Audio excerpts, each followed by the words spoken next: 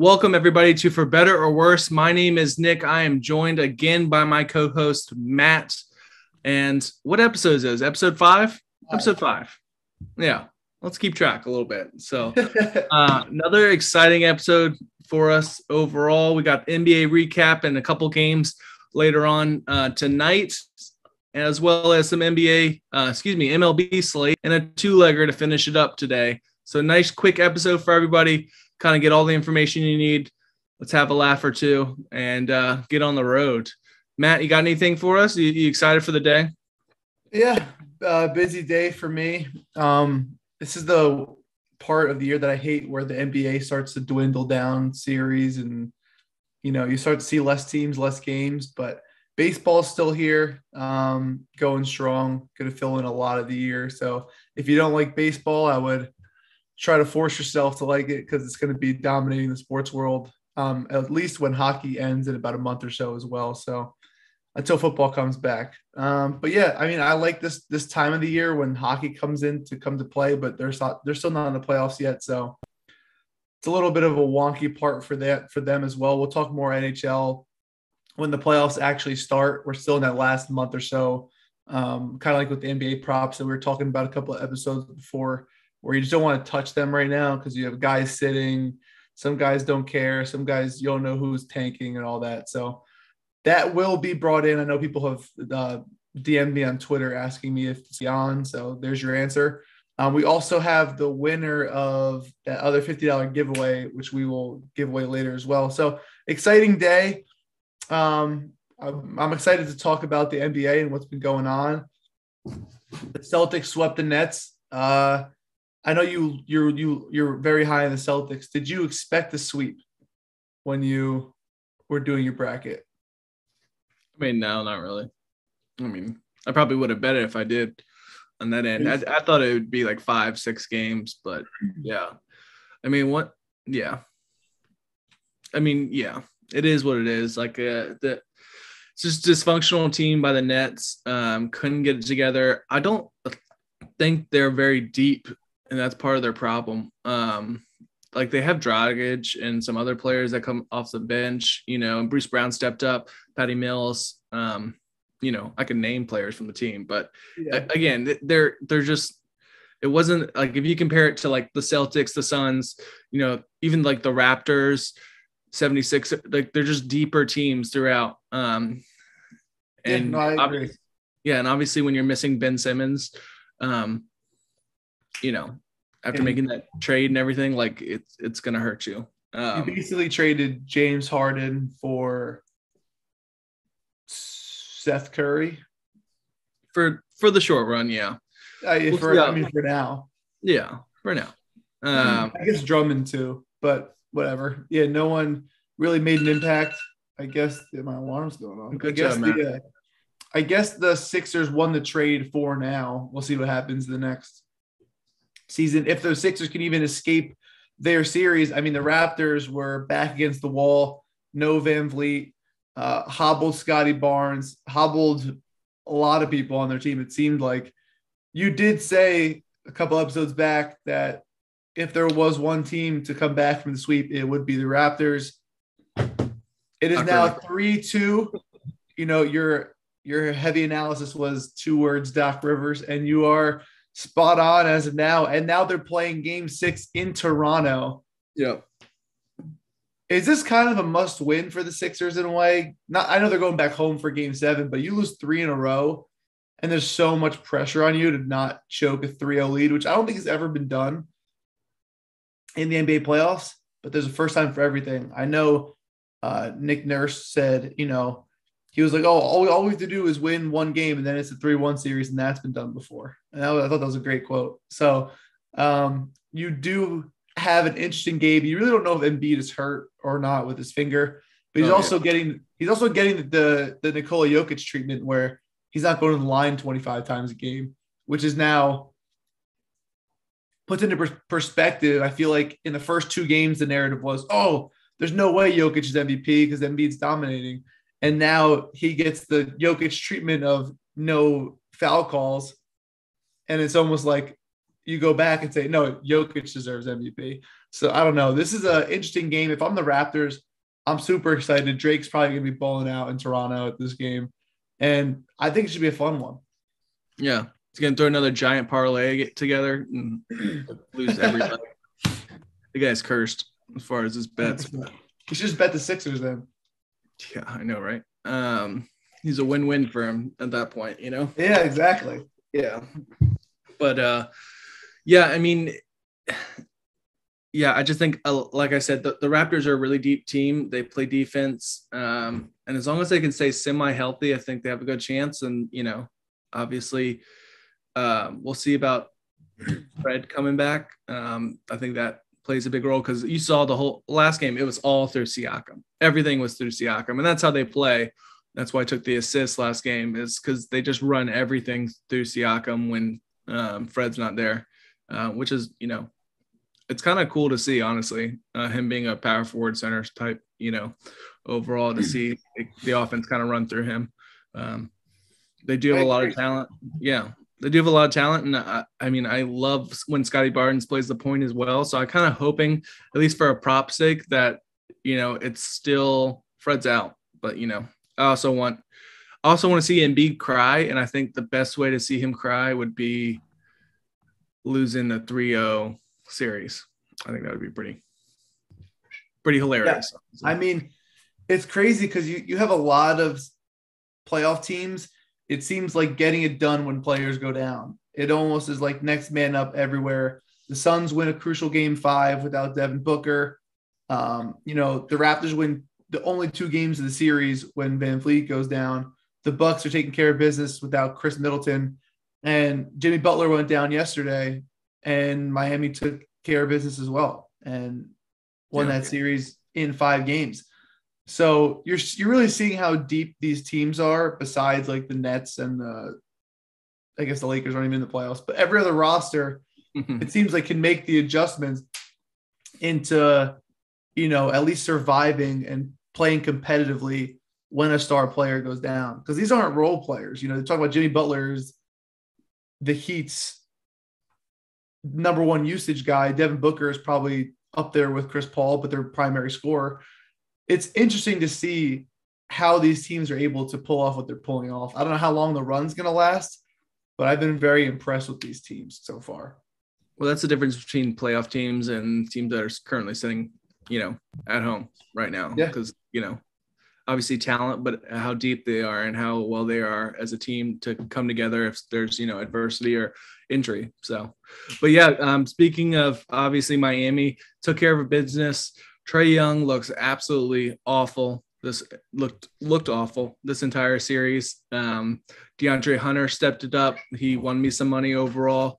I mean, yeah, I remember him back from the UVA days. Again, we talked about him before. He's a great player. I think he's got good potential overall in the league.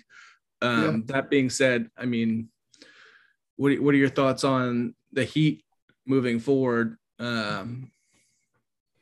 I mean, I think it should be an interesting matchup. I thought it was going to be Heat's Sixers.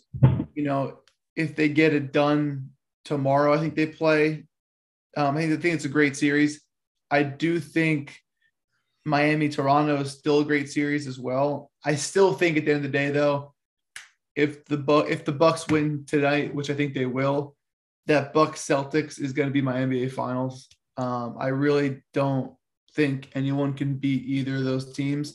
So if the Bucks win tonight, for the next week while they're playing, I'm going to call it the NBA Finals, just because I think whoever wins that series is going to win the NBA Finals. I know I lean Bucks, you lean Celtics, but it is what it is. I am upset about my guy, Karl Anthony Towns, on my wall right there. And the Timberwolves blowing, I think, a 13-point lead with like 9 minutes to go in the fourth.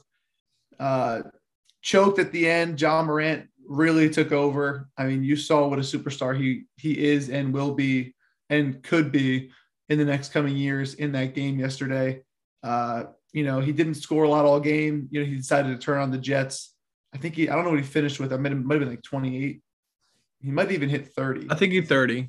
I think it was 30. Honestly, I didn't check. I had the under, but he got to the line so often. especially, I mean, I forgot where he was at. He was like 8 or something ridiculous at half, and then just got to the line like 20 times. Yep. Nonetheless, if you're not taking John Morant at that RA line of 16 and a half, then you're just missing out on money, because right now he's turned into a regular season DeJounte Murray.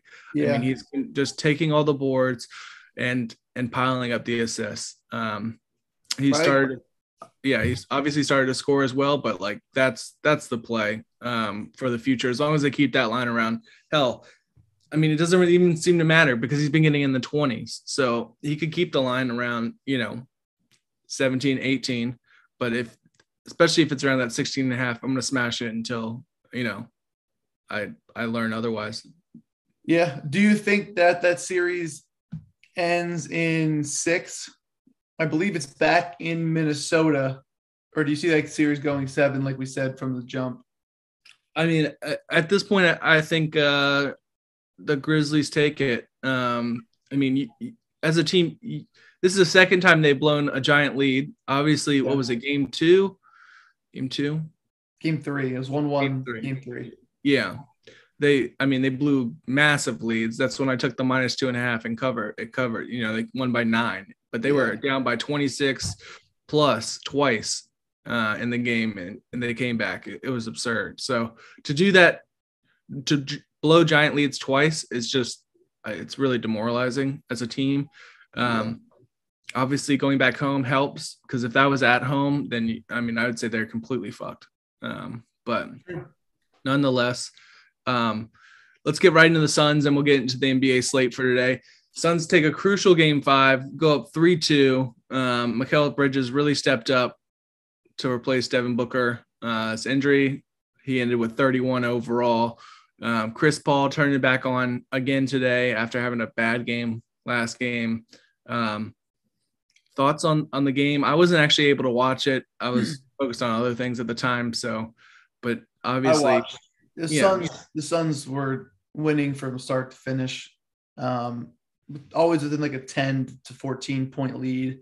Maybe went down to 8-6, but they were really never in trouble. DeAndre Ayton had a bunch of first quarter points, and then they just let Mikal Bridges do what he wants to do. He was doing everything on the court, defensively, offensively. Chris Paul looked like his jumper was fixed. So I think they're fine. I really thought the Pelicans were going to take the series, just because I thought Chris Paul, if he was playing the way he was going to play, they weren't going to be able to do it. Chris Paul proved me wrong, and I think the series is basically over. I think it's going to be done in 6.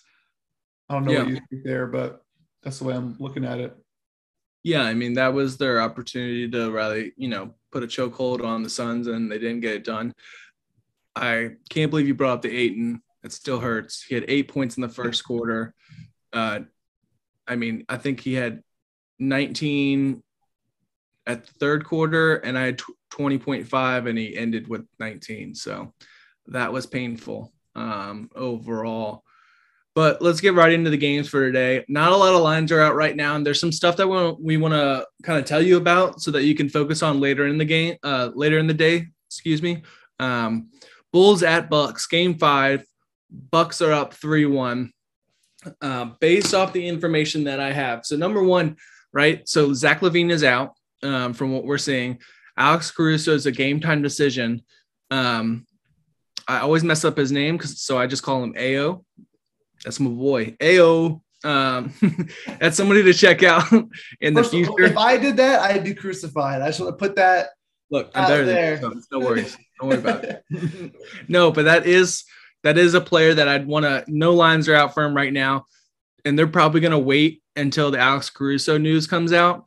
You did see a huge uptick in minutes just because, he's the next man up overall, like we've been talking about. So there might be some good value over there, whether it be points or assists or just PRA or, any combination of those. We'll just have to wait and see on the lines. That being said, the line is -12.5 for the Bucks. And I'm hoping – so you guys want some plays, right? And I'm forced to do them at 8:41 in the morning. That being said, the current line for Giannis is 33.5. he has not gotten 34 points this entire series. He's gotten close, but with the blowout, I kind of like the under. It's so like I hate saying it. I hate saying it, but I think they could easily win without him even getting that much involved, overall. But I mean, I see it being an absolute sweat. What other thing I do like is 13 and a half rebounds. He's been absolutely killing it overall. 17 last game. He did have that off game, but that was because of the boost. Okay. That boost came out. It was 30 and 10, and it screwed everybody. He didn't even come close. 18 points, 7 rebounds. But before that, he had 18 rebounds and 16 rebounds. So 13 and a half at plus 100 is not bad. 3 of the last 4 overall. But going back to the points, he had 32 last game, 18 the game before, 33, and then 27. I'm hoping for an absolute blowout like the line suggests, with no Levine, possibly no Caruso. I mean, they're in trouble. The Bulls are in trouble overall. And obviously they're going back, right? Yeah, it's at Bucks too. So yeah, I mean, the Bulls lost both games at home. Yeah. So yeah, which is not good. But yeah, I mean, I would say rebound. Really, I would say let's wait on those lines for some of those players later in the day.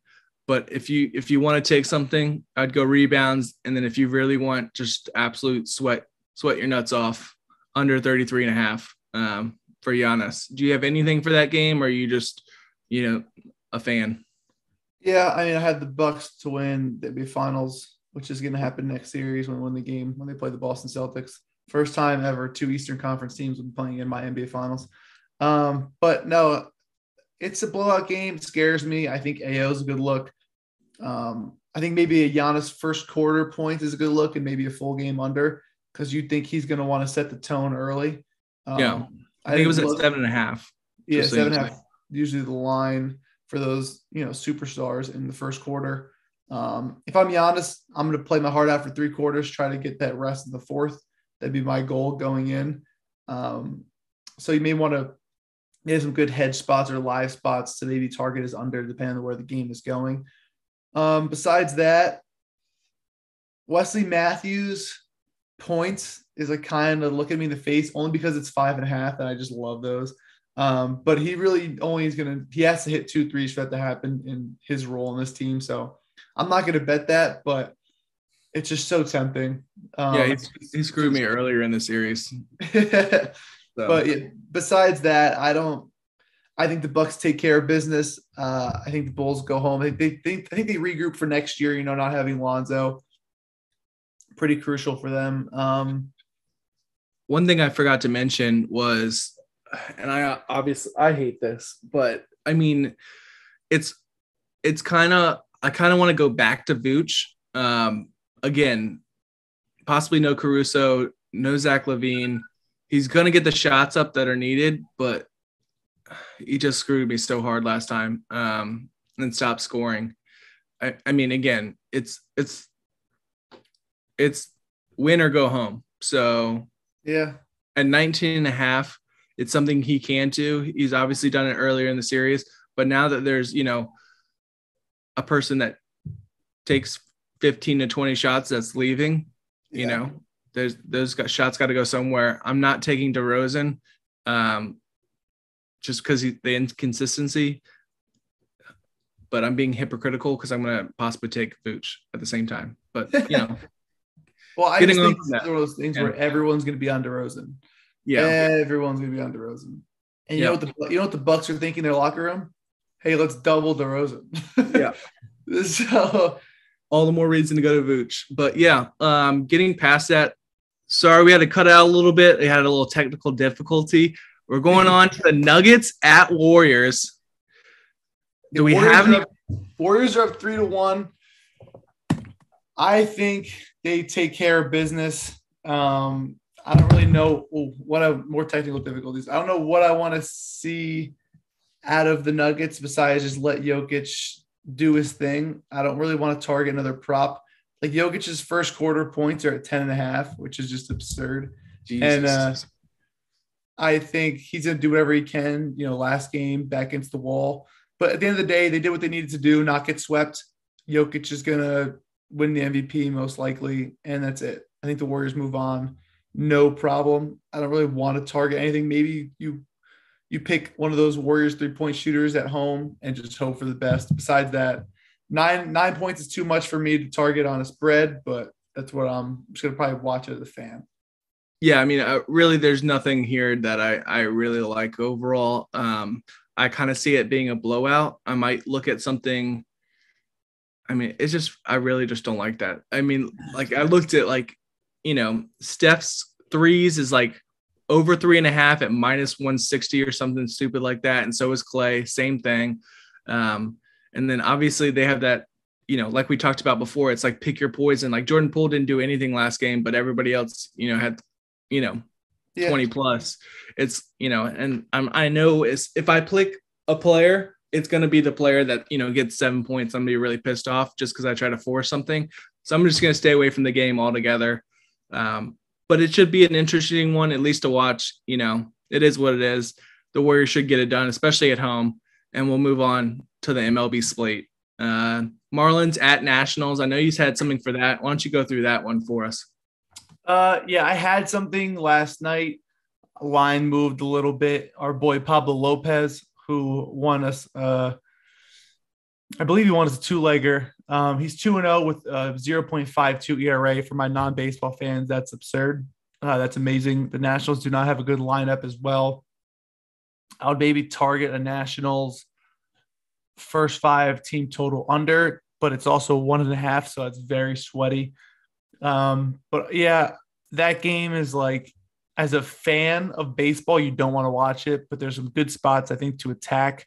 The prices may not be there right now, but if you want to add that money lines like a parlay, if you guys like doing that, or you want to pay the juice at -145, -150, be my guest. I think the Marlins and Pablo Lopez just take care of business.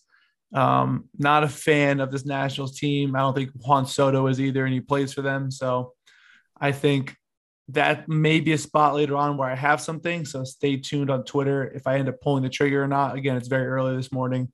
Still kind of trying to wait for lineups to come out and things like that. So that's that game for me. One game that intrigues me a lot is the Rockies at the Phillies, who I feel like have played 45 times this season, and it's been a little over 10 games. So I know they had a trip in Coors Field in Colorado, and now they're back in Philly. Harper bases, he's at home versus a righty. He's also hit his over bases in 4 of his last 5 games. Last year, he hit 343 batting average at home versus righties. He's kind of finding that stroke again. This lineup is deadly. You can't pitch around him because you're going to have to face Schwarber, Castellanos, Realmuto, Hoskins. He has a lot more depth in the lineup to now where you have to pitch to him. And if you have to pitch to Bryce Harper, he's going to win that battle more often than not. You can still get plus 100, I believe, last time I checked on his bases. I'm probably going to make that play on my Twitter later on. It may make the 2-legger. I think I also made a last-second decision that I may regret or may be very ecstatic about.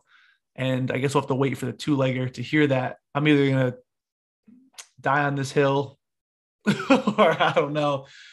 So we'll see. I can't fight the feeling. You know what I'm saying? Anything on your thoughts on this MLB slate today? Or are you still just going to do those nerfy parlays and call it a day? Those have been fun, dude. I've just been randomly, like, obviously looking at – so the baseballs in MLB are awful right now. I mean – yeah, they definitely are weighted. Yeah, there's no way around it. Like, you can just look at – that's why I haven't seen anybody do home run props, rightfully so, and it's just – yeah. There's definitely something – they're not juiced up, that's for sure. So I've been looking at these late games, low scoring games, and just being a dummy, betting one end, and then just basically betting one under for the inning, taking that house money, and then just like multiplying it. So it's been a lot of fun. They're honestly really stupid bets, but they're also winning. So it's so stupid. But yeah, I know you mentioned the two-legger. Let's get right into that. I am obviously on a hot streak. Hot seat. Excuse me. I've lost 2 straight. It's unfortunate. I'm gonna blame the time of the morning. It is unfortunate as far as that's concerned. That being said, gotta be better. I know you had to play, and it seems like we just talked about it. I don't know. I'm changing it. Oh my God. Last second. I'm changing it. Give me 1 second. Oh God damn it. It's gonna be something awful. I'm coming. Don't worry. I'm putting a jersey on or something. God dang. What'd I say? Okay. Oh my God. We're going with those New York Metropolitans on the money line. You can't stop. You can't fight the feeling, Nick. You just can't. This team is so good. Minus 122 on the money line. Going for that 3 games in a row versus former Met pitcher Steven Matz, who has been on a few teams since he left. But I'm just saying, it's time. My $10 a week on my futures, in my mind, is already paying off. The odds dropped from plus 1,200 to plus 900, to even plus 750 on FanDuel. So get on the train now while I'm telling you to, and let's rock that Mets money line. I hope it goes well for you, buddy. No, I'm just kidding. I can't even do it. I just wanted to do that bit so bad because I wanted to, but the game is at 1:00. So unfortunately, we have to do Bryce Harper over 1.5 bases. But I'm trying to get this clip out for the day game. If there you go, make that happen. But no, for real, it's going to be Bryce Harper over 1.5 bases. I don't really like any price in the later on games. I do like Mets money line today, but as far as the night games go, I'm going to have to do a basis play. So it's been my bread and butter so far this season, and I'm going to have to rock it going today for the two-legger. It's a little nerve-wracking on the two-legger, but it's the way the cookie crumbled tonight. So I'm going to have to see what the odds are now since we're now recording. It was plus 100. It is now minus 105.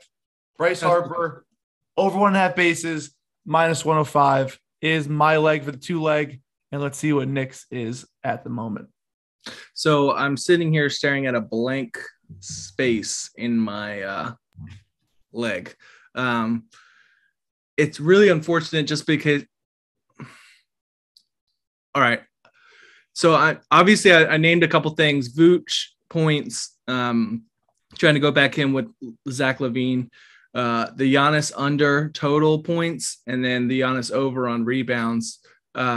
Really, as far as what I'm thinking, 1, 2, 3, 1, 2, 3. No, I'm just joke. So I'm definitely gonna take the Giannis rebounds at 13.5 at plus 100. I like the number overall. Honestly, since I'm waiting on alternate lines, so since this is a 2-leg parlay, maybe you can tease it down to 11.5, 12.5, depending on that, just to make it, a little bit easier overall, just in case there's a giant blowout and he doesn't play the fourth. But he's been super aggressive overall, getting those rebounds. 17 last game. He did have that off game with 7. But before that, he had 18 and then 16. So he's really been killing the boards. They have this big man lineup of Brook Lopez, Bobby Portis, and then obviously Giannis. And the Bulls can't handle it size wise. I mean, between Patrick Williams and having Vooch, there's just no ability to cover that kind of size. Bobby Portis will get boards, but Brook Lopez is allergic to boards as a big man. So it falls on Giannis at that point, and he's super aggressive overall. The only other thing I would consider is his under on points, but honestly, that is so damn sweaty that it kind of even talking about it right now. So I'm going with the rebounds and the over, and hopefully we'll have a good game. Yeah, so there you have it. For our two-legger today, I'm on Bryce Harper, 2+ bases or over 1.5 bases. Same bet, -105 on FanDuel. And Nick is going to rock the Giannis over 13.5 boards at that beautiful +100 line. Those two together is +290, which is great odds for a nice little two-legger. And we'll see what happens. Anything else you want to talk about on this beautiful Wednesday morning? Yeah, no, not really. Yeah, with +290, that's what I was talking about. You could probably tease down mine a little bit to be safer and still be in that +200 range, for a nice little two-legger. But for today, bet responsibly, guys. As always, have fun. There's not a lot out there. I'll put a couple more things out on Twitter, which you probably have already seen. But, let's get after it, and we'll have another episode tomorrow. You heard it here first, early in the morning. For better or worse, we'll see you for episode 6. Boom!